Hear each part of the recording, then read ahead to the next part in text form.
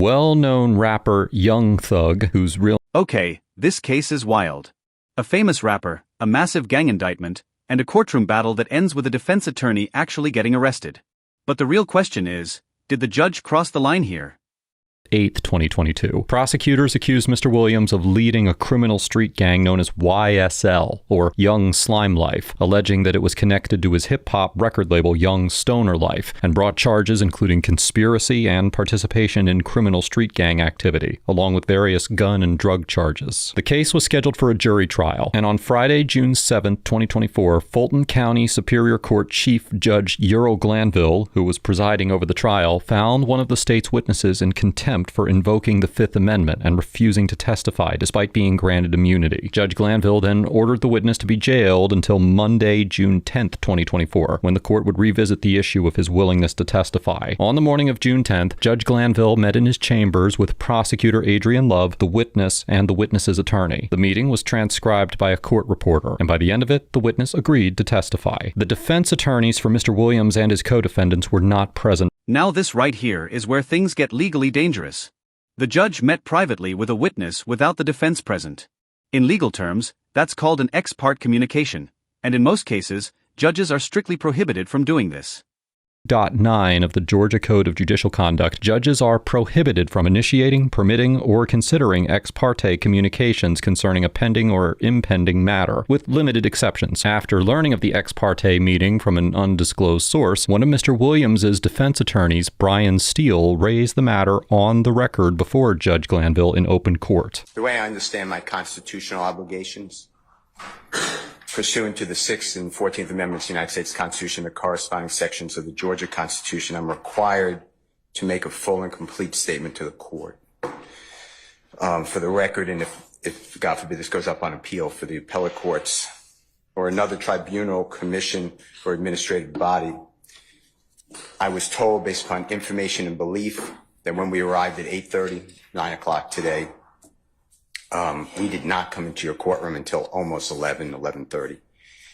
And what I found out just recently, this is not waived, is that supposedly in chambers, this honorable court reporter at times, honorable court at times, district attorney or district attorneys from the DA's office, as well as investigators, sheriff deputies, Mr. Copeland and his counsel met together. None of the defense team, to my knowledge, was aware that this was going on. It was told, based upon information belief, that it was told to the district attorneys that Mr. Copeland intended to plead the Fifth Amendment.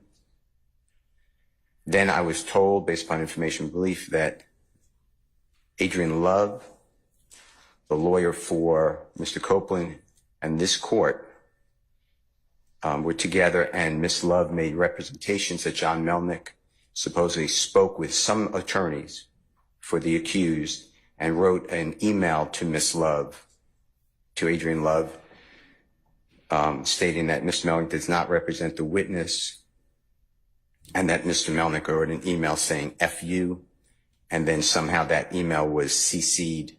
And watch this moment carefully. The judge isn't even addressing the ex parte issue yet. Instead, he's demanding to know how the defense attorney found out about the meeting. And that's where this courtroom showdown really begins. Served too. And the reason I'm asking you a question. How did you find out about it? I'm going to ask you the question. Okay. Scuttle, if you look at SCUDDER versus State, which is 298 Georgia, 438, it's Division 2, 782 Southeast 2D 638, 2016. Our highest court says when a court meets, because Mr. Copeland comes in, meets with the court supposedly made statements, which I assume is somewhat accurate based upon what you just said. We're entitled, Mr. Williams and every other person wrongly charged here is entitled under the Georgia Constitution to be present. That's a critical stage. It's just like when you meet with me, and you and Mr. Adams meet with me, and others have met with me. It's those are ex parte for a lot of different other reasons, but I will certainly note that for purposes of the record. Well, I'm going forward. What I was told was that Mr. Copeland said... And you haven't answered my question yet. I'm not going to answer that question. You're not? No, I will not answer that question. Why will you not answer that question? Because I want to make sure that what I say is accurate, and I'm not trying to No, get no, no, anybody no. else I'm into asking you, any- how did you get this I'm information? not telling the court. What I'm saying is based upon information. Okay, well, listen, if you don't tell me how you got this information, then you and I are going to have some problems. We can have his, I have problems right now. and Okay, I'd like to I know. continue. Look, I don't want to know about your problems. Okay, at this point in time, all I'm asking you at this point in time is, how did you come upon this information? Look, if the case gets reviewed, the record's going to be available for our appellate court and for whatever reason. But it's disturbing that how somehow you have surreptitiously gotten information in regards to the court's private ex parte conversation with a party. I mean, A witness who was sworn in Friday, the court's telling, this is what I was told. If this is not true, not true. This court Mr. Steele, handed ask Mr. me, Copeland. tell me how you perjury. got the information. Listen, whatever you want to do. Tell me how you got the information, then we can go ahead and go forward. I'm not going to say that. What I'm going to say is this. I was told, and I hope this concerns the court. It concerns me that you have proprietary information. Why is it or proprietary? information that you should not be having that was ex parte. Why? With a party. Why? State of Georgia. How about the witness? How about Mr. Copeland, who supposedly announced he's not testifying and he'll sit for 2 years, and then supposedly this honorable court, okay. Or excuse me, let me rephrase that. This court supposedly said, I can hold you until the end of this trial. Ms. Hilton supposedly said, actually, all of the defendants and then all 26 people are disposed of. If that's true, what this is coercion, witness intimidation, ex parte communications that we have a constitutional right to be present for. So I understand that you're upset towards me, but I don't know what I did. Mr. Steele, I still want to know, how did you come upon this information? Who told you? What I want to know is, why wasn't I there? Why? Sir, I'm going to hold you in contempt if you don't tell me who tell me who this information was coming from. I don't want to be held in contempt. Well, I'm not answering that question. That's attorney-client privilege information. I am not answering attorney-client privilege. Unless you were in my chambers, that's the only way you can figure out. I tell you what, I'm going to give you 5 minutes. If you don't tell me who if you don't tell me who it is, I'm going to put you in, I'm going to put you in contempt, because that is not attorney-client privilege. Attorney work product privilege. I am not. How did you get that information supposedly from my chambers? Did somebody tell you? I'm not. You should have told me. You got 5 minutes. Well, I don't need it. I want to continue. You got 5 minutes? This is what I was told. Mr. Copeland made statements. Judge Glanville asks This is a huge ethical conflict. The judge says the attorney must reveal his source. But the attorney argues that doing so would violate attorney-client privilege. So now we have a standoff between judicial authority and legal ethics. contempt. According to Rule 1.6 of the Georgia Rules of Professional Conduct, attorneys are required to maintain in confidence all information gained in the professional relationship with a client. The comments to this rule clarify that the requirement applies not only to matters communicated in confidence by the client, but also to all information gained in the professional relationship, whatever its source. However, Rule 1.6 does include a caveat that attorneys may disclose information as required by a court order. After the recess, Judge Glanville resumed the proceedings and called Mr. Steele to the podium. Okay, Mr. Steele, would you take the podium, please, sir?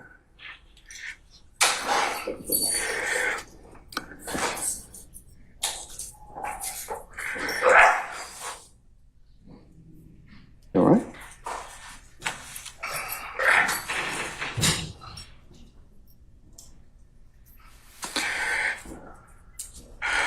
All right. Mr. Steele, before I recessed, I asked you, how did you get this information? And it is not covered by work product. There's only one way you could have gotten it. So I'm going to ask you again. And I respect that. And it gives me no joy. But as you know, Georgia Rule of Professional Conduct, please check me. Rule 1.6, comment 5 reads, and this is what I have. 1.6. I know what the rule says, but here's the thing. Well, let me just. You need to please tell me who you got it from. I'm not asking you sum and substance of anything as of yet, okay? But I need you to tell me how you got the information.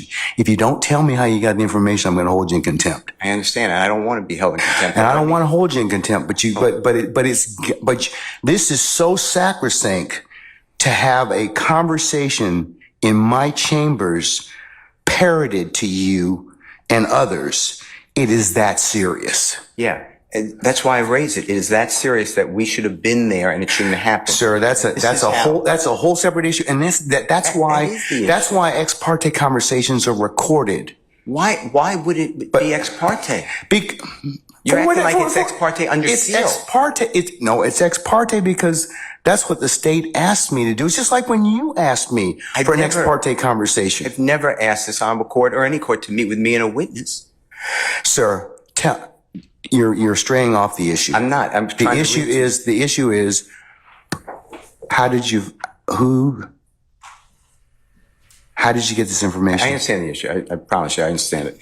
But what I'm trying to ask you is, if you look at comment 5, this is how I understand the law. You cannot you can't violate something and then use privilege. Okay? I'm not violating anything. Okay, but that's why I'm saying, how did you get the information? But just listen to what I'm trying to tell you. You're threatening me with contempt. The privilege in 1.6 would occur if you were in the right place, right time to begin with.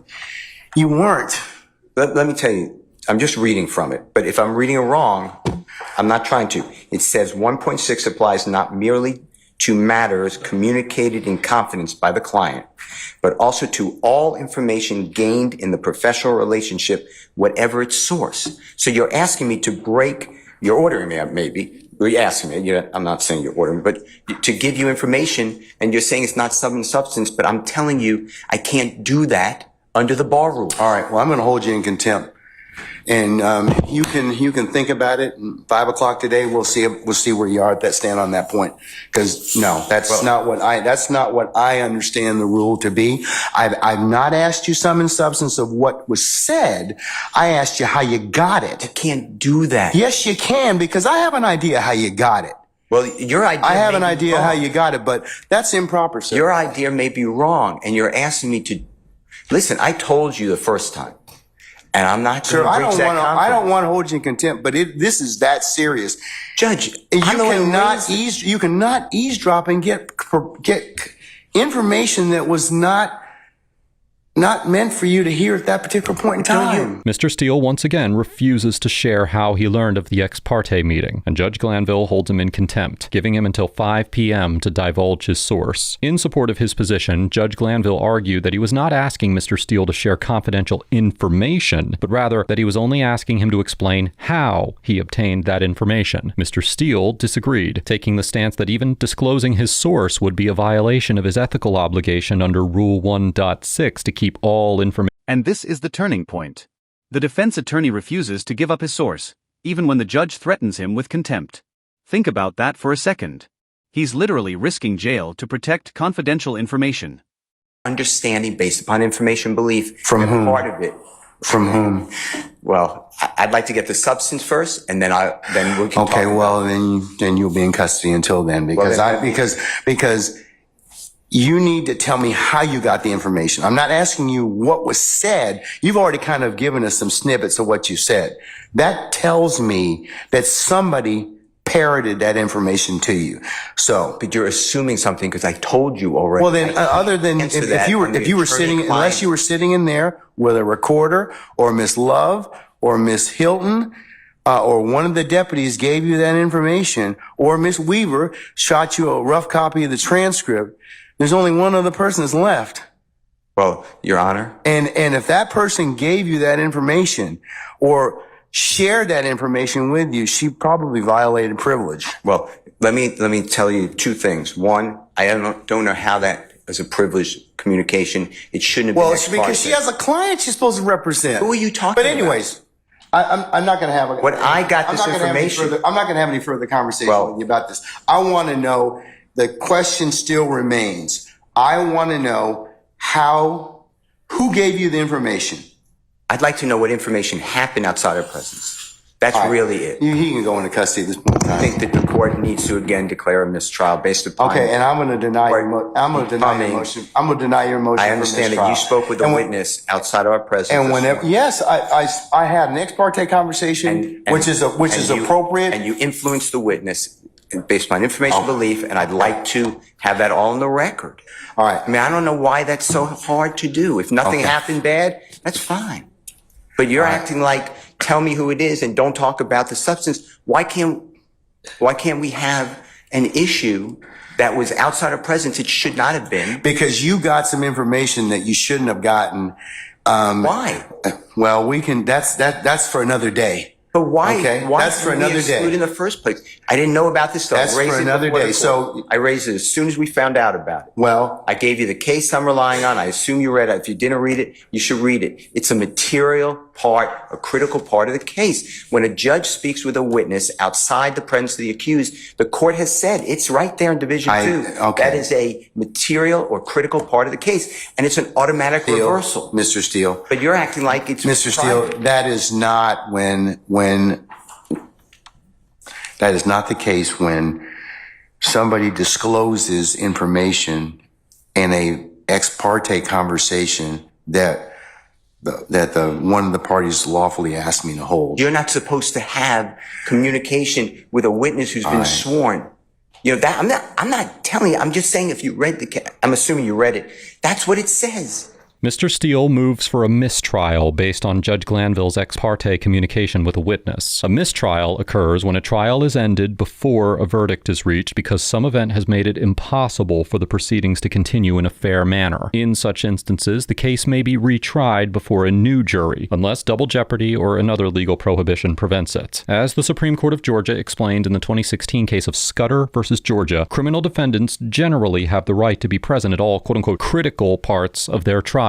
However, this right can be relinquished if the defendant or defense counsel waives it. In the Scudder case, a criminal defendant argued that it was an error for a judge to meet privately in his chambers with a witness, but the court concluded that he had waived his right to be present because the judge announced his intention to speak privately with the witness in open court, and neither the defendant nor his counsel objected. Now, because Judge Glanville's ex parte meeting with the witness was conducted secretly without the criminal defendants being informed or even given the opportunity to attend or waive their right to be present, Mr. Steele and other defense counsel have a strong argument that the meeting in Judge Glanville's chambers violated the criminal defendant's right to be present at all critical parts of their trials. And you did it supposedly. The state wishes to be heard. You said it supposedly. Yes, Your Honor. And what I'm trying to get to is why did that happen outside of presence? And I need to have I'm respectfully requesting the transcript that you mentioned to be given to us so we could really understand it. And then anything that was not on the transcript, if anything, that we understand what happened outside our presence. Okay. And now you have put it where somehow I have to reveal, and I told you the first time, I'd be breaching 1.6. And I know you're assuming something. I don't think you're breaching 1.6. You can't hide behind 1.6. I'm not hiding behind anything. You can't hide behind, yeah, but the thing is, I think you got this information, somebody disclosed it to you, and that's the only way you could have gotten it. What I got. Because unless you're sitting there, you're eavesdropping. So you can't use something ordinarily that you had no business getting to begin with, and then stand on, well, hey, we didn't give you the information, or that a party didn't give you the information. So, Your Honor, but that's the issue, isn't it? Well, why aren't we that leads to be told. But right now, we don't know Mr. Steele, why we were excluded from that. Mr. Steele, and I want that information because Mr. Williams' constitutional right on the Georgia Constitution. Just stop at this point in time, because Article 1, Section 1, you've already said that. You've already said Georgia that. Constitution, and we have the right to be present. All right, Mr. And we're not waiving anything. Yes, Madam, Ms. Love.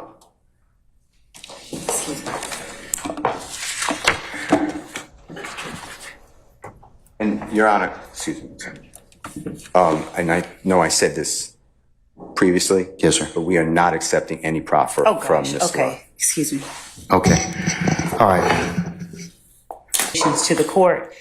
The court has inquired. We have no way of knowing what it is or who it was that disclosed information that was contained within an ex parte conversation. Not only was there an ex parte communication that we requested as a state to be on record with the court, but there was communication made, I believe, to a person and his lawyer. I don't know that the reason that counsel took the podium was to address that particular issue so much as it was to try and assert an inaccurate, what he calls fact, and put it out there in the open as if it were true. But we certainly have the right to request ex parte communications. That's why we ask that the court reporter be present.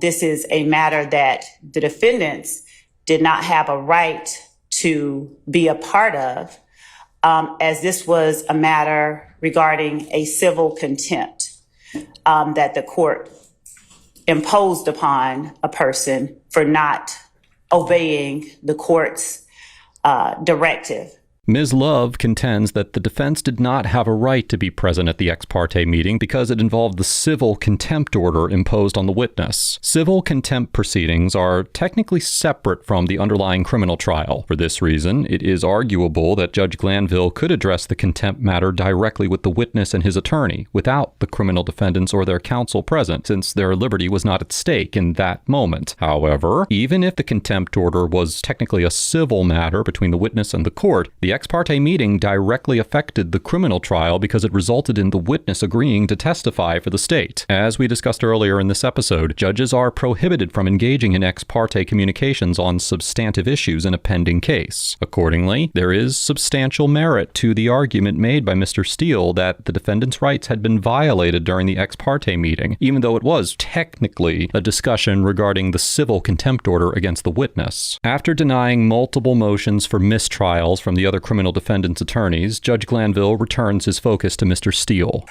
Okay, Mr. Steele, last time, who told you? All right, Mr. Steele's in custody, and once he clears the area, we'll go ahead and get started. If by that point means we'll get started and resume the trial, Your Honor. Yeah, we're going to continue. I'm not caught nothing.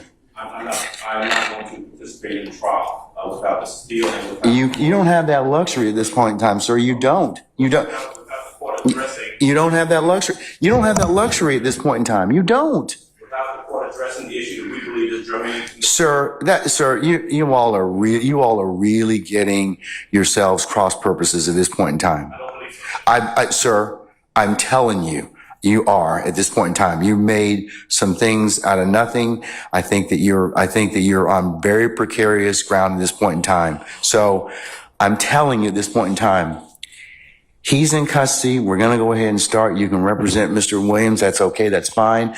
I'll take up the other stuff as needed, but I'm not going to take it up right now. Respectfully, I will not. Say again? Respectfully, I will not. I cannot. Sir, you have to. Well, you're gonna have to do the best you can at this point in time, because you don't get to extort the court. That's what you're attempting to do at this point in time, sir. Yes, you are. What you're trying to do is, I'm not going forward if I don't get this. You know, it doesn't work that way, Mr. Adams. And I'm telling you at this point in time, I would just kind of govern yourself accordingly, sir. I'm telling you, as the court, under these particular circumstances, everything will come out as it should. I don't think, sir, I don't have enough information at this point in time to address it. I don't. But I'm telling you at this point in time, there is nothing that was given, said, whatever, this morning that. If there is any accuracy to some of the information that we. But sir, I don't even know. Your co-counsel won't even tell me who said whatever. Okay. And the challenge I'm having in this particular circumstance is that is such a violation of the sacrosanctness of the court's chambers and an ex parte conversation. You're just glossing over that. You're glossing over that in its entirety. No. It's not, sir. Sir. That's not what happened. That's not what happened. That's not what happened. I'm just telling you, that's not what happened. Judge, respectfully, we are not obligated to simply accept that there's been no violation. We believe that there has been, and the only. Okay, well then you've made your. No, we're not doing that at this point in time. So you'll have a choice to make. All right, take Mr. Steele into custody, please. Mr. Williams does not wish to go forward without me being here. You are removing me against his will, my will. You're taking away his right to counsel. And you're conducting material parts of this trial without me present, and I can't learn about it by watching online. So for that reason, additionally, I ask for a mistrial. And I assume you deny, but I'd like you to deny our motions for mistrial. You denied the other people. I've denied your motion, but I'll certainly take that under advisement, sir. After Mr. Steele refused to disclose how he had learned of the ex parte meeting, Judge Glanville held him in criminal contempt and ordered deputies to take him into custody, briefly removing him from the courtroom in the middle of the trial. Later that day, however, Judge Glanville allowed Mr. Steele to return so that the proceedings could continue, explaining that he did not want to deprive Mr. Williams of his chosen counsel. Instead, Judge Glanville sentenced Mr. Steele to 20 days in jail to be served on weekends so he could continue representing his client during the week. In an unusual request, Mr. Steele asked to serve his time in the same facility where Mr. Williams was being held so that they could continue working on the case together. However, after Mr. Steele was sentenced, he immediately sought appellate relief. The Georgia Supreme Court granted an emergency stay, which paused enforcement of the sentence while the issue was reviewed. Then, in October of 2024, the court reversed the contempt order altogether, holding that Judge Glanville. And here's the twist. The Supreme Court later overturned the contempt ruling and removed the judge from the case. So the real question is, was the defense attorney standing up for the law, or did this entire courtroom battle spiral out of control? Counsel for the criminal defendants, and Judge Paige Reese Whitaker was then assigned to preside over the trial going forward. On October 31st, 2024, Mr. Williams pled guilty to 1 gang charge, 3 drug charges, and 2 firearm charges, and entered a no contest plea to another gang charge and a racketeering conspiracy charge. He was sentenced to 40 years, with most of the sentence suspended. His initial 5-year prison term was commuted to time served, and he was placed on 15 years of probation. Under the terms of his sentence, if Mr. Williams violates the requirements of probation, he could face up to 20 years in prison. This proceeding highlights a fundamental tension in the legal system, the balance between judicial authority and the ethical duties of defense counsel. Judge Glanville asserted his power to demand answers in order to maintain control over the proceedings, while Mr. Steele resisted on the ground that his obligations under the rules of professional conduct required him to safeguard confidential information related to his client. The clash also underscores why ex parte proceedings are prohibited except in narrow circumstances. Such meetings, even if nothing improper occurs, create the appearance that a judge may be influenced by one side, or that one party may gain an advantage outside the adversarial process. By forbidding these communications, the rules seek to preserve public confidence in the judiciary's impartiality. Together, the events in this case illustrate how the legal system must constantly balance judicial authority, attorney ethics, and safeguards designed to ensure both fairness and the appearance of fairness.